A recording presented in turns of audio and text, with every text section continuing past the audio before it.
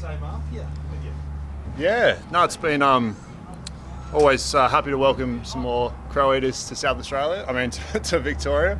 I got drafted with 3 SA boys, so yeah, it's fantastic to meet them. A few weekends ago, and they've certainly made a really good impression so far. What makes South Australian football so good, Brodie?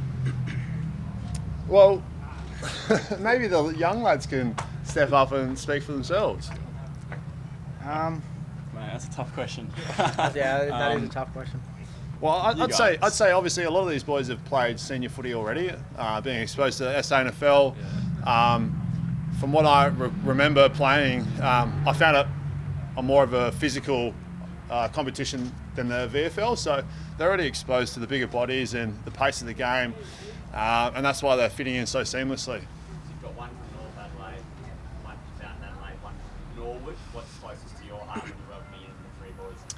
Me, well, none of them are from Sturt, so I don't really care where they're from, but once they're at the Pies, they've fitted in really well, and I think they've been enjoying it. They're pretty keen to catch up over the Christmas break and do some sessions. So, is that right, or you guys? Yeah, sure. Very Stay in I contact. was going to ask one of the young guys, you put out the call out on draft night, Brodie, and we caught up with you next day and there was no one there. So did any of the boys see the tweet that night, and what was the thought going when you saw Brodie's tweet?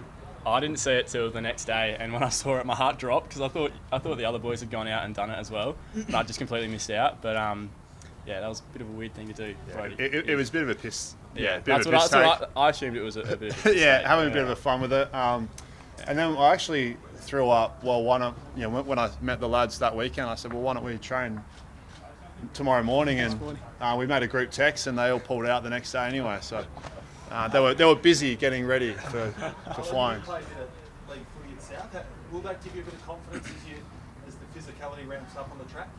Yeah, as Brodie said, it does help.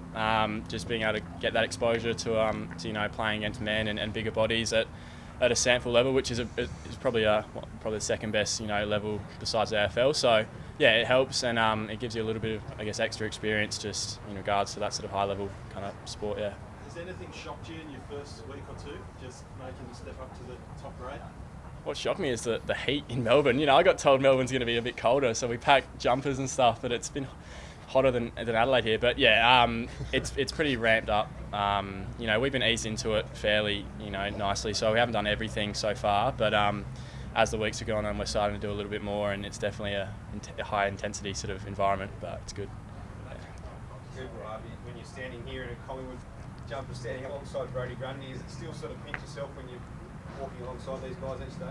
Yeah, absolutely. Like, obviously, as a young kid, you always dream of, playing at this sort of level, and it's just weird coming into an environment. You sit back and all these years you're watching them on TV, and then next thing you know, your name's been called out, and then you get the actual opportunity to, be alongside these blokes, and it's it's so eye-opening. Obviously, these guys have played at the top level for so long now, so it's really good as a young guy to try and pick their brains as much as possible, and just try and get as much use out of them as we can. You're both pretty sly. You plan on using your toe for the first year or two until you put on some armour? Yeah, absolutely. I think that's probably going to be a big focus. Obviously, being a smaller frame, I'll spend a lot of time in the gym this year, hopefully put on a bit of size. But, obviously, my strength's always been sort of speed. So still try and keep lean and, try and keep that as one of my strengths. Speaking of keeping lean, Brodie, it's well documented you've got interesting pursuits and a life outside footy, but it looks like you're super invested in this pre-season. Have you changed anything up from a training perspective with that? How are you feeling? I'm flattered, honestly. Can you be more specific? Yeah, have you lost weight? I have. Thanks for asking. Yeah, I've lost a few kilos. Trimmed up. Just trying to give myself the best opportunity to play my best footy, and I think it probably starts with just having a really good pre-season, getting as fit as I can. I think it's well recognised that your best footy places you even the number one ruckman in the competition. Do you think you can reclaim that type of form next season? Yeah, without projecting into 2022, I'm just trying to give myself the best opportunity, get better every day. That's something that, as a whole team, we're trying to subscribe to, is having winning habits every day. And for me, that started as soon as last year finished. How much have you actually lost?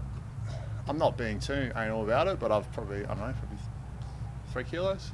Was it something you identified specifically, or is it just a product of the fact that you come back early, probably haven't gone away like you normally would? Yeah, well, I was back in Adelaide for 11 weeks. Pretty much just saw family, studied and trained pretty much every day. So getting back to vintage 2014 Brodie, just going back to SA and enjoying it. The cameras caught you selling a bit of candy in the middle. Is that right? Expect a bit more of that? Well, one thing about Craig is, just from my time as a junior as well, is he doesn't really put you in a box. He wants you to play to your strengths, and he's really encouraging me to bring my flair and show what I'm good at. So if that's, I don't think it's selling candy, but if it comes up, then so be it. And is that life under fly? What's been the major change or something you've noted in the first few weeks under you? He's even just from when he was here, and I had the pleasure of being under him as a development coach. Just his ability to be able to communicate and really get on, really sort of get on your level, and he's just a real teacher. He's got real empathy as well, and really personable. So being able to connect with you as a person, as a player, and really taps into, I suppose, what your motivations are, and I'm really looking forward to next year. Have you had a chat to Jordan in the past week? Not in the past week, but I did reach out to him a couple of times, and just made sure, just said that I was thinking of him and hoped he was holding up okay. Obviously a difficult situation, and that will play out, but another month or 6 weeks he's got to wait until he learns his fate. You sort of empathise with that situation for him, or do you feel that's part and parcel of his actions? Yeah, I suppose the actions are one thing, but there's the human side of it as well. You do empathise. For him being overseas, by himself at that point, you do think that would be pretty scary. But obviously, the alleged behaviour is just something that we can't stand for at this football club. But having said that, Jordan's still a Collingwood player, and we support him. Like I said, we reached out. We've been in constant communication with him, and hoping as a person he's doing the best that he can. Would you like to see him back soon, Brodie? He's training down at the goat track at Geelong at the moment. The season's sort of creeping up on it. So when would you like to see him back in the fold? Yeah, I mean, until things play out, I'm just supporting what the club is putting in place. And Jordan's entering his 8th season now. He's a professional, and I think he'll be a big enough boy to be able to deal with training away from the group, and that's going to play out in the next 5 to 6 weeks, I suppose. With the potentially new game style, Brodie, and obviously a new coach, is there a danger that you get left behind? You don't reintegrate to training until, say, for example, late January? Potentially, but I mean, it's not too dissimilar for guys who are in rehab here who are training. There's no reason why Jordan can't be upskilled in any of the game plan and stuff like that. It's just more, it's going to be on him. It's going to be a challenge for Jordan to be able to keep up his conditioning and to be able to come in. But I'm sure if and when that happens, he'll be really desperate to put his best foot forward. The club seems angry with this last incident, Brodie. Is that fair enough?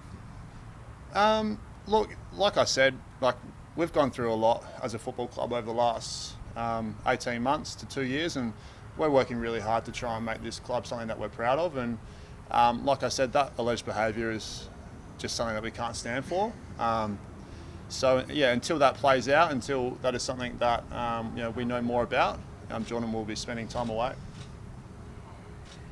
Just on the captain's obviously handles the games, the club's games record of the captain. So do you think it's time to revisit that, or do you think it's another year?